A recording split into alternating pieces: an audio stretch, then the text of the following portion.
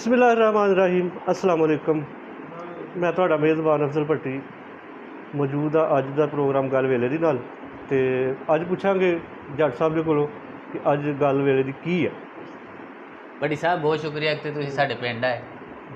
ਤੇ ਅੱਜ ਦੀ ਗੱਲ ਵੇਲੇ ਦੀ ਇਹ ਵੇ ਕਿ ਜੀ ਅੱਜ ਤਰੀਕ ਹੈ ਹਾੜ ਦੀ 13। ਠੀਕ ਹੈ ਜੀ। ਠੀਕ ਹੈ। ਤੇ ਅੰਗਰੇਜ਼ੀ ਮਹੀਨੇ ਦੀ 26 ਹਾਂਜੀ। ਤੇ ਸਾਡੇ ਪਿੰਡ ਹਰ ਸਾਲ 13 ਹਾੜ ਨੂੰ ਇੱਕ ਛੋਟਾ ਜਿਹਾ ਮੇਲਾ ਲੱਗਦਾ। ਅੱਛਾ ਜੀ। ਠੀਕ ਹੈ। ਤੇ ਮੇਲਾ ਕੀ ਹੈ? ਮੇਲਾ ਤੁਸੀਂ ਸਮਝਦੇ ਹੋ ਕਿ ਚੂँਕਿ ਸਾਡੀ ਗੱਲ ਵੇਲੇ ਦੀ ਪੰਜਾਬੀ ਕਲਚਰ ਨੂੰ ਪ੍ਰਮੋਟ ਕਰਨਾ ਇਹਦਾ ਇੱਕ ਹਿੱਸਾ ਹੈ ਜੀ। ਤੇ ਸਾਡੇ ਕਲਚਰ ਦੇ ਵਿੱਚ ਮੇਲਾ ਠੇਲਾ ਬੜਾ ਪੁਰਾਣਾ ਸਦੀਆਂ ਤੋਂ ਚੱਲਦਾ ਆ ਰਿਹਾ ਜੀ ਬਿਲਕੁਲ। ਤੇ ਅੱਜ ਅਸੀਂ ਤੁਹਾਨੂੰ ਆਪਣੇ ਪਿੰਡ ਦੇ ਮੇਲੇ 'ਚ ਲੈ ਕੇ ਚੱਲਾਂਗੇ। ਠੀਕ ਹੈ ਜੀ। ਤੇ ਉਹਦੇ ਹਵਾਲੇ ਨਾਲ ਥੋੜ੍ਹਾ ਬਹੁਤਾ ਅਸੀਂ ਦੇਖਾਂਗੇ। ਉੱਥੇ ਲੰਗਰ ਵੀ ਹੋਏਗਾ, ਉੱਥੇ ਬੱਚਿਆਂ ਦਾ ਵੀ ਸ਼ੁਗਲ ਮੇਲਾ ਹੋਏਗਾ। ਠੀਕ ਹੋ ਗਿਆ ਜੀ। ਫਿਰ ਦਰਬਾਰ ਦੇ ਉੱਤੇ ਲੋਕ ਚਾਦਰ ਪਾਉਣ ਵਾਸਤੇ ਵੀ ਆਉਂਦੇ ਨੇ। ਠੀਕ ਹੈ। ਠੀਕ ਹੈ। ਤੇ ਉਹ ਚਾਦਰ ਪੋਸ਼ੀ ਜਿਹੜੀ ਹੁੰਦੀ ਉਹ ਵੀ ਹੋਏਗੀ। ਠੀਕ ਹੈ। ਤੇ ਅੱਜ ਬੇਸਿਕਲੀ ਅੱਜ ਮੇਲਾ ਹੈ ਜਨਾਬ। ਤੇ ਮੇਲਾ ਤੁਹਾਨੂੰ ਪਤਾ ਹੈ ਮੇਲਾ ਮੇਲ ਤੋਂ ਨਿਕਲਿਆ।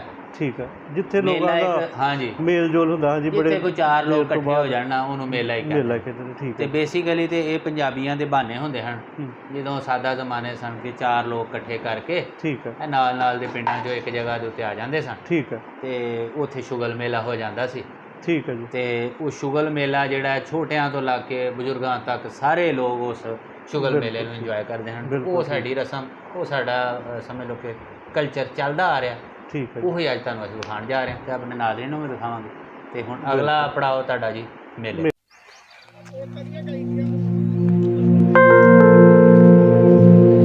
ਅੱਜ ਮੇਲੇ ਹੋ ਗਏ ਸੱਜਣਾ, ਲੱਗੇ ਗਮ ਵੀ ਦਿੱਤੇ ਹਰਾ, ਮੇਰੇ ਚਿੱਤ ਨੂੰ ਕੰਬਣੀ ਛਿੜ ਗਈ, ਤੈਨੂੰ ਦੇਖਿਆ ਜਦੋਂ ਜ਼ਰਾ, ਸਾਨੂੰ ਸਾਰਾ ਹੀ ਜੱਗ ਵੇਖਦਾ, ਹਾਂ ਮੇਰੇ ਹਾਣੀਆਂ, ਸਾਨੂੰ ਸਾਰਾ ਹੀ ਜੱਗ ਵੇਖਦਾ, ਤੇਰਾ ਕਿੱਦਾਂ ਹੱਥ ਫੜਾਂ।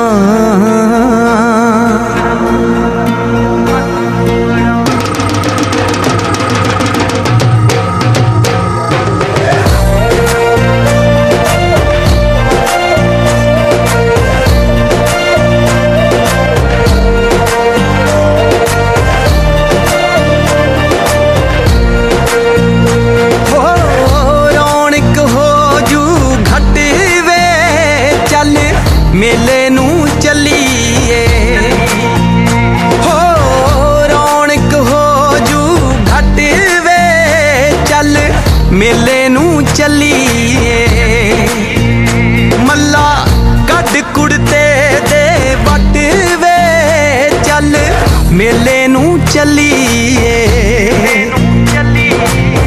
ਆ ਲੈ ਫੜ ਕੁੰਜੀਆਂ ਤੇ ਸਾਂਭ ਲੈ ਤਿਜੋਰੀਆਂ, ਆ ਲੈ ਫੜ ਕੁੰਜੀਆਂ ਤੇ ਸਾਂਭ ਲੈ ਤਿਜੋਰੀਆਂ, ਖਸਮਾਂ ਨੂੰ ਖਾਂਦਾ ਈ ਤੇਰਾ ਘਰ ਵੇ, ਚੱਲ ਮੇਲੇ ਨੂੰ ਚੱਲੀਏ ਹੋ, ਰੌਣਕ ਹੋ ਜੂ ਘੱਟ ਵੇ, ਚੱਲ ਮੇਲੇ ਨੂੰ ਚੱਲੀਏ, ਚੱਲ ਮੇਲੇ ਨੂੰ ਚੱਲੀਏ, ਵੰਜਲੀ ਵਜਾ ਸ਼ੋਰਾ ਲੰਮੇ ਦਿਆ, ਵਗਦੀ ਐ ਰਾਵੀ ਵਿੱਚ ਜੁਗਨੂ ਜਾ ਜਗਦਾ, ਕਮਲਾ ਜਾ ਦਿਲ ਤੇਰੇ ਬਿਨਾ ਨਹੀਂ ਓ ਲੱਗਦਾ, ਲੱਗਦਾ।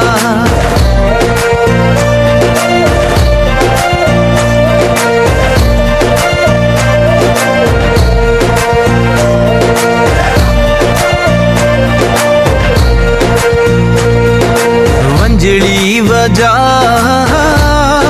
ਸ਼ੋਰਾ ਲੰਮੇ ਦਿਆ,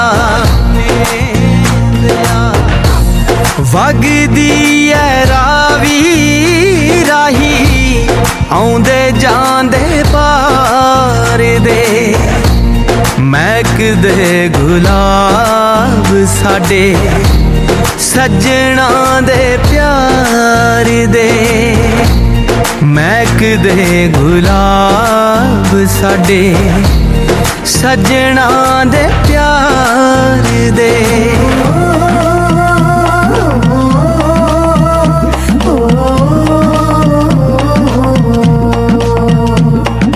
ਵੰਜਲੀ ਵਜਾ ਸ਼ੋਰਾ ਲੰਮੇ ਦਿਆ ਵੰਜਲੀ ਵਜਾ ਸ਼ੋਰਾ ਲੰਮੇ ਦਿਆ ਨਹੀਂ ਓ ਲੱਗਦਾ ਲੱਗਦਾ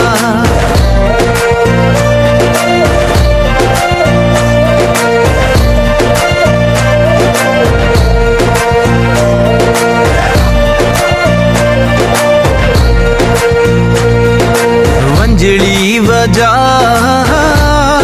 ਸ਼ੋਰਾ ਲੰਮੇ ਦਿਆ